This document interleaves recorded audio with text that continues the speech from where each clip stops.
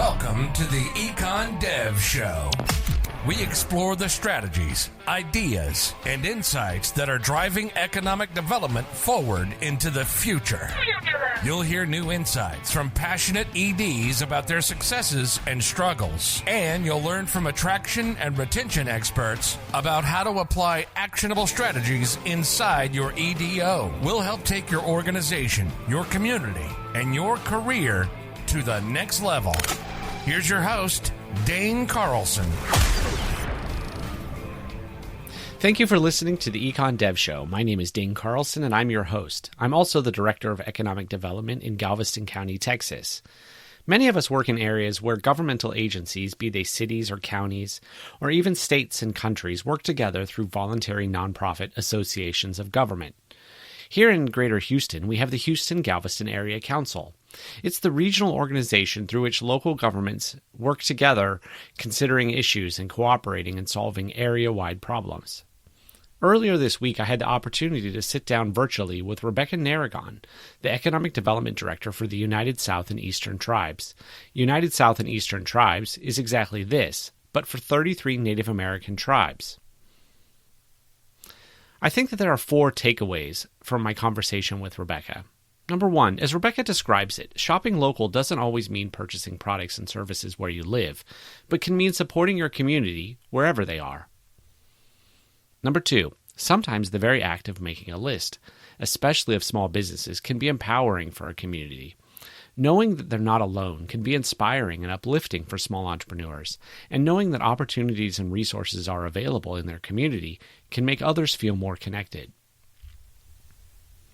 Number 3, together with each other, we're more resilient, even in light of huge and radical changes like we've experienced in the last year with COVID-19.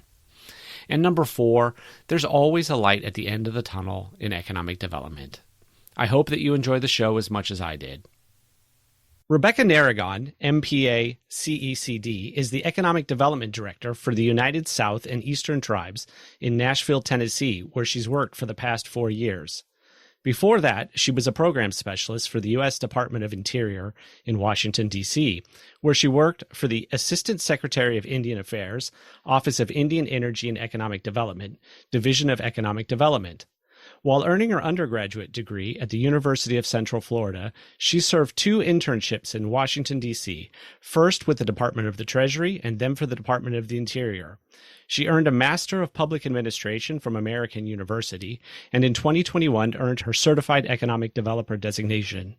She lives in Nashville, Tennessee with her pet betta fish, and when she's not working, you'll find her working on cross-stitch or other crafts. Rebecca, welcome to the show. Great, thanks for having me. So what is the United South and Eastern Tribes? Yeah, United South and Eastern Tribes, or what we affectionately refer to it as USET, is a nonprofit intertribal organization serving 33 federally recognized tribal nations from the northeastern woodlands to the Everglades across the Gulf of Mexico. The organization was established in 1969, and USET is dedicated to enhancing the development of tribal nations, improving the capabilities of tribal governments, and improving the quality of life for Indian people through a variety of technical and supportive programmatic services, focusing on health programs, environmental resource management, and the group that I oversee, economic development.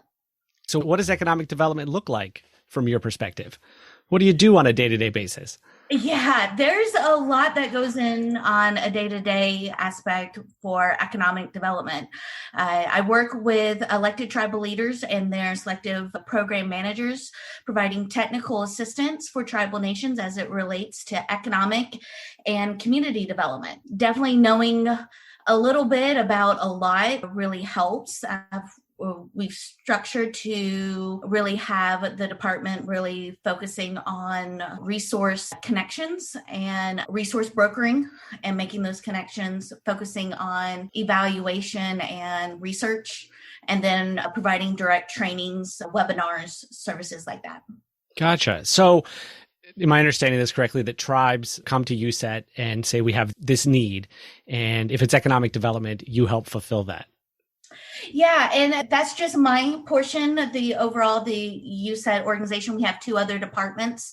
So I have colleagues and coworkers that focus on public health, technical assistance and capacities, and also environmental resource management, and then a wide host of any other opportunities we connect to support our member tribal nations in executing their programs to service their communities. Well, that's fantastic. So what's an economic development project that you did recently? Yeah, one of the great projects that I've had a chance to work on is gathering information and releasing a tribal enterprise directory. And that is a comprehensive listing throughout our 33 member tribal nations across a multitude of industries, a listing of just what the businesses, what business activities there are. There are times, especially working in Indian country, that there are some misconceptions of what economic development activities are, but it's really diverse. So one of the first projects we worked on with our members is to identify those different economic activities, put together in a listing, and it's all available online as a way to not only educate our members ourselves of what the diversity is, but then also connecting that information with, we have there's quite a few tribal nations that have their own 8A enterprise servicing businesses. So sharing those with other procurement specialists, procurement managers, to let them know and do the networking resource introduction of, there are these businesses that you could potentially procure from. And that's not only from a federal perspective, but also a state, local perspective. Sure, that makes sense. And then when you put that together, were you sort of surprised at businesses that came out of the woodwork or economic activity that came out of the woodwork? Because I know that in the past, I've done this in a small town. I was at the small town in California, and they received a grant to highlight the businesses that made things locally. And so we put together a directory for them. And I know that in the meetings leading up to the development of this directory, there was this idea that there were maybe 5 or 6 local businesses that would qualify. And it turned out that we had more than 100. And then we had more than 200. And the things just kept popping up. The very act of creating a directory helped to bring these things out of the shadows. People were in their homes doing their business from their kitchen table or in their living room in front of the television. And this gave them an opportunity to come out and be public about what it is they were doing. And everyone was very surprised. So it was like that for you as well. Oh, absolutely. As it stands right now, and we realize that any sort of directory activities like this, it's a living, breathing activity. There's always changes, always additions or edits that need to be made. So it's not a plant the pole and be like, we're done. It's constant work. But as it stands right now, the directory lists over 600 individual business activities or programs across, I believe right now, 20 different industry sectors. And we strategically modeled those industry sectors and were inspired by the Nexus codes. So as we work with procurement specialists, made sure to really borrow some of the language so it wasn't too much of a barrier of, okay, how does this fit with what we already know? And that was really exciting. We have had a chance, even in our first iteration that was released about 4 years ago, we've really expanded that industry, the different industry listing. Because as you mentioned, as you start engaging in this work, you learn a lot more and you start seeing some more of those connections. And especially for economic development in Indian country, one of those is when we take a look at like state level data, we can take a look at the healthcare industry through states or communities. And the healthcare industry is obviously a really active player within local economies. Within Indian country, it's sometimes within communities, it's not viewed as an economic development. It is a community resource, but there's also economic ties to that. So we took an opportunity in this latest iteration that we include the tribal health clinic. I'm a citizen of the Porch Banda Creek Indians. My own tribal nation has a eye clinic to purchase from, different eyeglass needs or servicing. And I don't live close to my tribal nation, but when it was coming up for my yearly prescription and I wanted to purchase new eyeglass needs, I was thinking about going down the street here in Nashville to buy glasses, but I was like, wait a minute, I have a tribal clinic that sells eyeglasses just like anyone else. Why I need to make that investment and support my own community's economy. So I worked with the staff at the Eye Care Clinic, ordered my glasses, they got them mailed to me, very just like us purchasing items online. It was very fast, very efficient. And I not only got the product that I needed, but I also know that I supported my community. It's a shop local campaign that is not exactly local, but it's buying from your community. Absolutely. And we also consider different housing programs and the renting. And then we've also been expanding into other energy utility services, because especially for Indian country, tribal nations are sovereigns unto themselves. So just as other municipalities, cities, states, tribal nations have all of those services available to their community and should be invested in.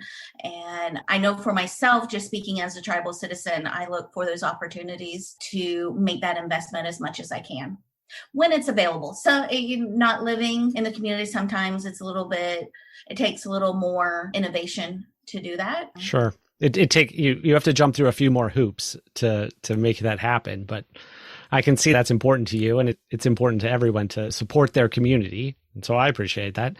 So how about, let's talk this last year, we've all experienced COVID in various ways and shapes and forms. How did that impact economic development and for you? Yeah, especially with the communities that I work with and that I work on behalf for.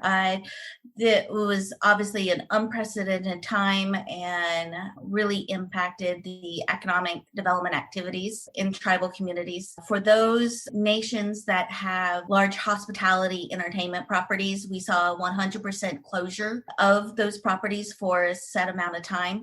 And that's really impactful because some folks are not aware that tribal nations do not have a tax-based revenue that other municipalities typically work with to help fund community services. The tribal hospitality and entertainment properties fulfilled that area for revenue generation. So as there was 100% closure of those properties, obviously as people were isolating, there was no revenue coming in to support tribal government programs. Since then, just as with other communities, properties have reopened. One of the public health programs that you said manages and hosts is a regional tribal epidemiology center. And so our members have been working with epidemiologists to tracking local numbers, that as their revenue generating properties and activities come on board, that they do with the mindset of what's going on in the community in terms of testing numbers and the now vaccination rate, to make sure that's done as safely as possible. So that was definitely one of the biggest impacts into what was going on. In addition to, and you might have seen, definitely underrepresented communities were hit harder than some and others. So tribal communities were not only facing an economic impact, but obviously a huge impact into our communities, our families, seeing rates much higher than other communities across the country. And just that had an impact into a lot of the community spirit with our nations, but not to be able to gather. That impacted our ceremonies, connections, families coming together. So that has definitely taken a hit. As much as we've been able to, been shifting into virtual realms, just like what we're doing here. Definitely Zoom and virtual meetings, conference calls, but then building into that infrastructure has been a bit of a hurdle, especially early on and I think that was the case for a lot of folks of this is a whole new way of doing business. But it was pretty exciting, trying to see some of the silver lining and the opportunities for this new sort of way of working. This past year, I've had a chance to participate in a virtual language class that my tribal nation has sponsored. So typically the language classes, which our language unfortunately has been going through a revitalization. It was at one point, and I believe still is, almost extinct, our particular dialect. So we've been working to revitalize and rebuild our language program. And before COVID, the classes would be available for in-person at the community, but I don't live in my community, so I wasn't able to participate as much as I was able to.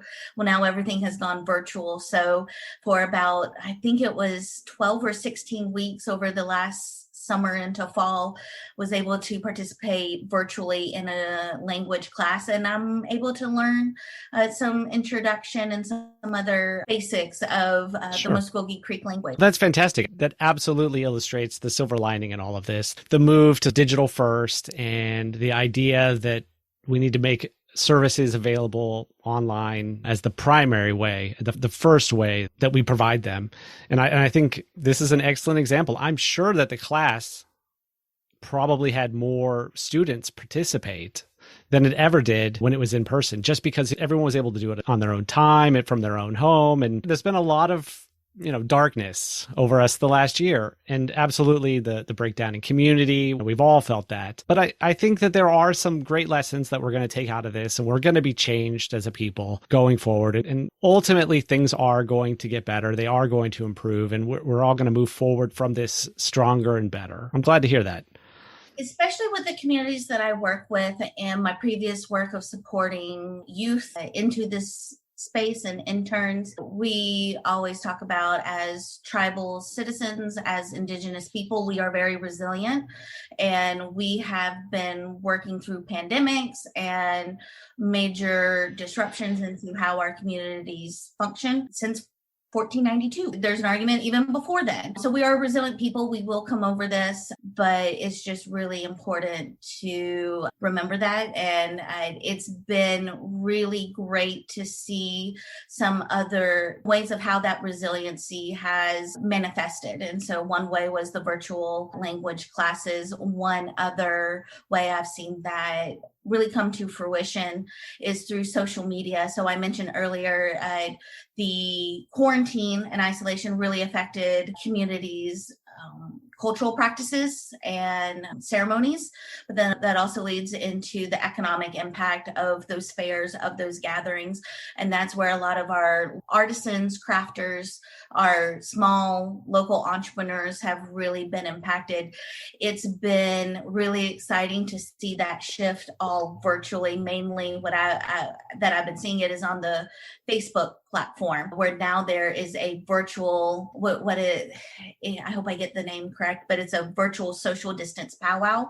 And they created an entire social distance powwow, almost economic forum, almost to where individuals can post of, I'm an artist, I make these earrings, or I design these shirts, or I design this art, and they have them available. And that just opens up the experience. That also opens the opportunity for knowledge sharing, not just within the confines of that particular event in that particular area, but it expands it up to internationally. That's phenomenal. That's absolutely phenomenal. You brought up the past, so let's talk about that a little bit. You were with the Department of the Interior. What'd you do there? That was actually the office that I interned with one summer. And that particular office does a lot. It's not just economic development. Even in the title, there was a division of energy and mineral development. Right. So I learned a lot about the energy sector. I spent some time, that office implements and oversees a loan guarantee program. So that's where I learned more, not only in the execution of economic development, I learned more about the financial side, and particularly loan guarantees, investment there. I actually started some of my first activities and work in that office with workforce development and job placement training programs. So I did a lot in that time. When I was an intern, the very first project I worked on was the implementation of the Energy Policy Act of 2005, and worked on that whole process of how do you get rules implemented in the federal sector. Wow. Yeah. You've had such an interesting career. You've been able to touch so many different pieces, from workforce to energy. It's amazing that you've ended up where you are. It sounds like doing what you love. What do you think has been the most impactful, or been even the most impactful, not even necessarily to anyone else, but maybe to you? What's impacted you the most? I think it wasn't just one event. I think what has really resonated with me have been my opportunities to work with our Indigenous youth. And that's not only for me being a former intern and then now going back as times when the program, which unfortunately is now closed, but they would ask alumni to come back and speak to current students. So either through the chance just to present and talk in front of them. I was actually just talking the other day with one of my friends, was reminiscing. A few years ago, there was a tribal youth summit in Washington, D.C., and I was just working on some activities. It was when I was still at Department of Interior, but I knew I had a visiting contingent or cohort of tribals youth from my community. And even though I wasn't born and raised in my community, I reached out to their advisors and said, hey, I'll host you for lunch. And I really just went up the street to Subway and just got a bunch of different subs. And we just sat around the table and was able to talk about my work. I was able to use that effectively and say, I want to know more about youth engagement. How can we work more and connect? So it was a working lunch. But then there was a project that I really enjoyed working on, where primarily through the energy program was a youth science competition. And the winners of the competition were invited to come to DC, and we had a big award ceremony with the secretary, and they got a certificate, and they were able to talk about more about their project. But I worked with, it was Indigenous youth. It was through a really great organization called ACES, American Indian Science and Engineering Society. But one of the core community cultural values for a lot of Indigenous people is the concept of responsibility. So I was like, we're going to take this time. We're going to have these youth out to Washington, D.C., but it's a responsibility that I wanted to share with them, but it's a responsibility for them to understand the nature of tribal federal policy and how the work in Washington, D.C. is done that affects them and their communities. So was able to set up meetings. They had an entire day up on Capitol Hill and to meet with their representatives, but then also representatives on the Senate and congressional side, the House side, that worked in Indian country. And it was fulfilling that from the very first meeting of the day, how they might have stumbled and was really like shy and sometimes more introverted. By the end of the day, they were answering questions that the senators have and was getting really nuanced. And it was just great to see that growth, even in just 6 hours. Right, exactly. So that was probably, as I think back, just me personally, that was definitely some great experiences. Professionally, it's been working on the Tribal Enterprise Directory and other tangible activities. That work actually started years ago. And it's been a lesson I've taken in my career with economic development is, stay with to continue that tenacity and stick with projects that you believe and you have faith in. And that if it's a no, it's a no right now, but keep with it, consider it, because eventually you will get to the point, hopefully you will get to the space that you can reach all the goals that you have set or idolize for that particular project. So one of those was the Tribal Enterprise Directory. And then it was getting my certification as economic developer. So let's talk about that. Any tips for those who are studying? What was it like? What was the process like for you? It was a very interesting process. It made me reflect a lot on my education. I was like, oh, it's been a long time since I took a standardized. Some of the tips that worked out for me that I would definitely love to share is sometimes for me being visual, flashcards really helped me for the multiple choice, really getting those key concepts down. But then for the essay and then definitely the interview, it's all about applying that into your real life experience or in the real world context. So I do remember there was like one question on the essay. I want to say that I studied it. I hadn't had a professional, like a real life experience with that topic. And it's great working with you and other listeners that we know how diverse economic development is. I would say when I first started in my career, I had a very narrow view definition of economic development. But so I panicked when I saw this question on the test because I was like, I haven't actually worked with that. But one of my mentors gave me advice is, okay, how would you work that in real life? So just having that time to shift that paradigm of, okay, maybe not how I've actually done it and not be that, oh, well, I haven't worked on this, but using that language of this is how I would incorporate, or this is how I would work this project if it worked. And it's definitely for the interview, that's really key to talk about that experience, but then talk about your wide breadth. I actually did not pass the first time. I signed up and took it a second time. So definitely stay with it. But I feel like that was one of my biggest hurdles I had to overcome. For the second time, when my interview, I think I narrowed my scope and talking, because I just made this career jump and I joined this org. So a lot of what I was speaking to, I thought had to be tangible in life. And so I spoke in those last 3 to 4 years at that time, realizing that I had a whole different history before then that I neglected. So that was one of this advice that I took into the second time taking it was thinking more holistically or more broadly about my entire depth and experience with economic development.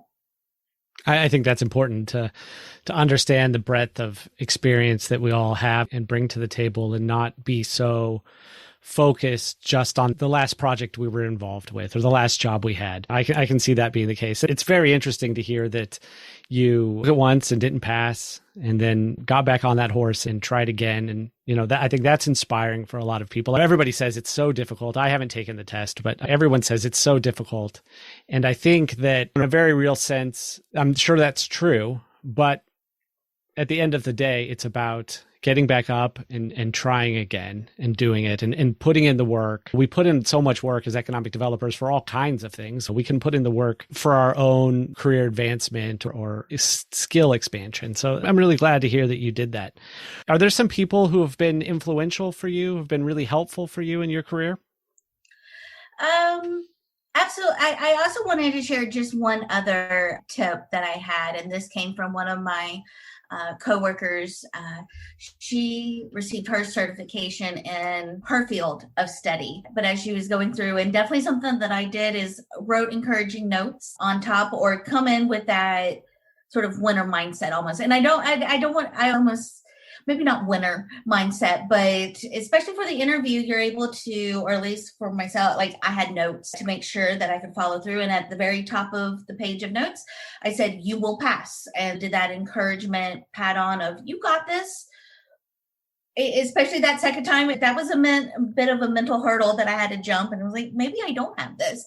But I just wrote those encouraging notes just to remind myself that if there are times that you're like, oh, I'm not sure, I have no idea how to answer that question. There were some times where I was like, I have no idea. So we're just going to answer the best that we can. It was really nice to have those encouraging remarks. So definitely it helped her, it helped me, so I feel like it has 2 success marks that it might help some others. That's right, 2 for 2 thus far, so that'll probably be super helpful. Get to your message about people that have had a lot of influence into myself in my career. I really came down to 3 major areas. First is my family and community. My grandfather was tribal chairman for my community for over 25 years. He retired a few years ago, has 48 years of service to tribal government and servicing the tribal nation. He actually led our community during the federal recognition struggles and was part of the early fight for that. My aunt served time as tribal administrator. I've had other family members that now work and are leaders and managers within tribal programs. I have had others who volunteered, who have served. My mom served on the Economic Development Board of Directors and was one of the only women and one of the few women in the history of that board. So really proud of that service. And it's all of those experiences, it's all of that that really pushes me day in, day out to do the work that I've chosen to do and work with tribal nations. My work at Department of Interior was more of a national scope, working with all now 574 federally recognized tribal nations. And now in the work with USET, I work with 33 member tribal nations and their communities, but we're all connected and having a network across the country and economic development in Indian country.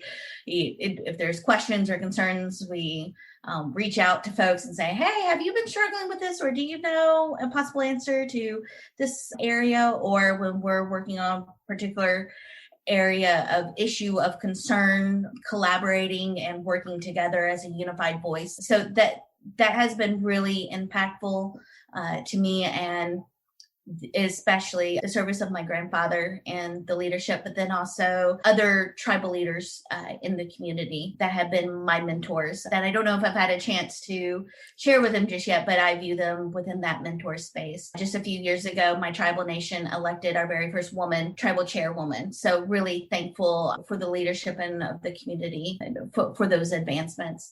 I would say the second area that I really focused on that had a major influence in my own personal growth and my professional growth is through my participation in youth programs and internships. I know that was part of my introduction, but there was a youth program back in high school that I participated that really has set it has had a huge impact in my life.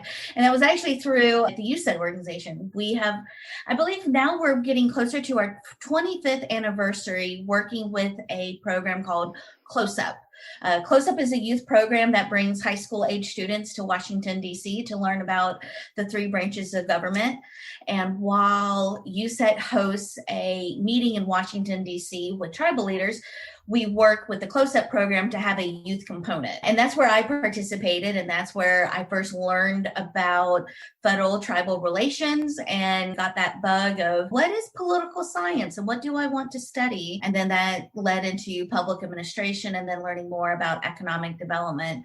And actually through that entire program, so I wasn't born and raised in my community, but I was just learning everything. And there was an older student as an alumni.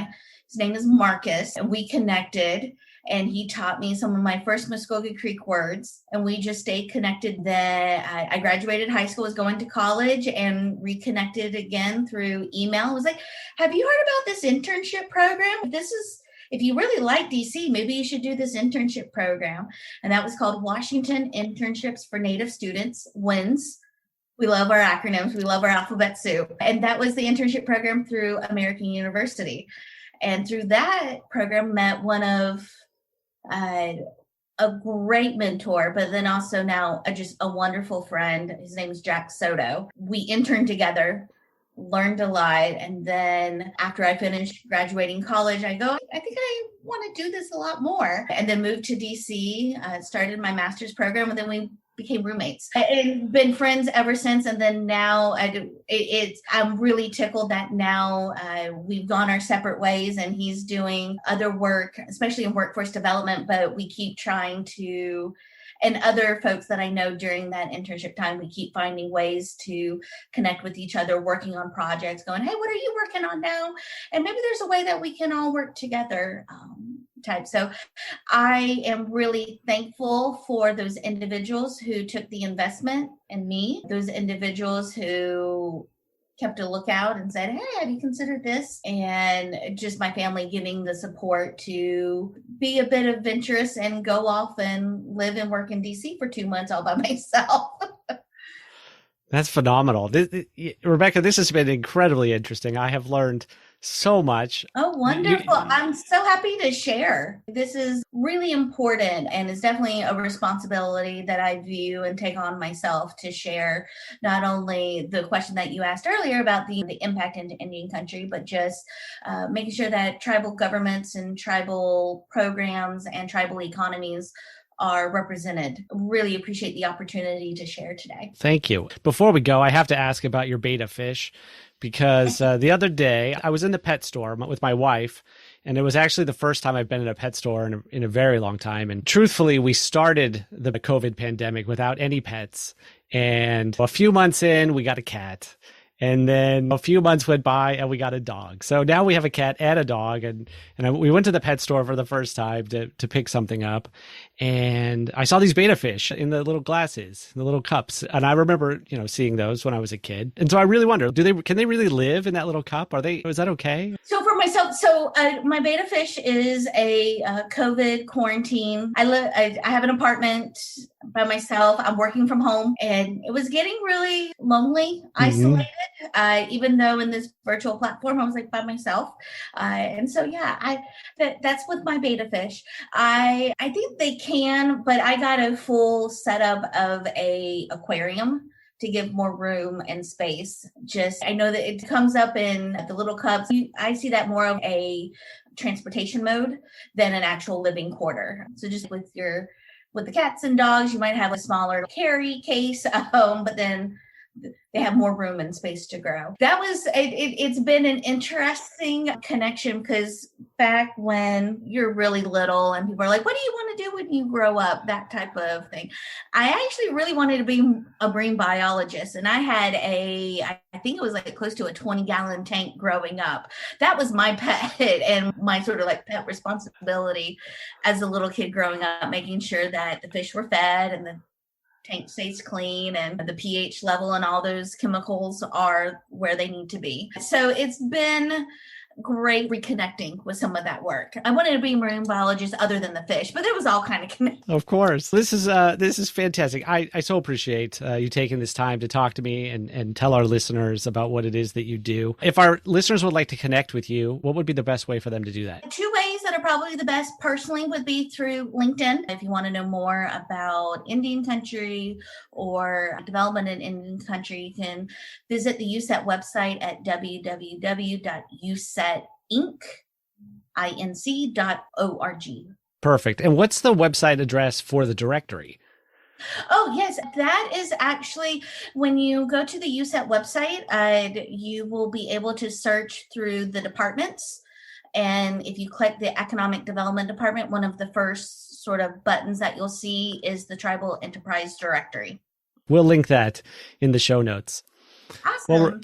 Well, Rebecca, it's been really great, and I appreciate it. And I hope to see you around and have an opportunity to meet you at some point in the future in person. Absolutely. Let me share. Mado is the Muskogee Creek word for thank you. So thank you. Now everyone knows a Muskogee Creek word. Thank you, Rebecca. Mado. And Mado to all of our listeners. Thank you for listening to the Econ Dev Show. See you soon. You've been listening to the Econ Dev Show with Dane Carlson. If you're an economic developer who never stops learning, for more expert strategies, fresh insights, and new ideas to take your career, organization, and your community to the next level, visit us on the web at econdevshow.com.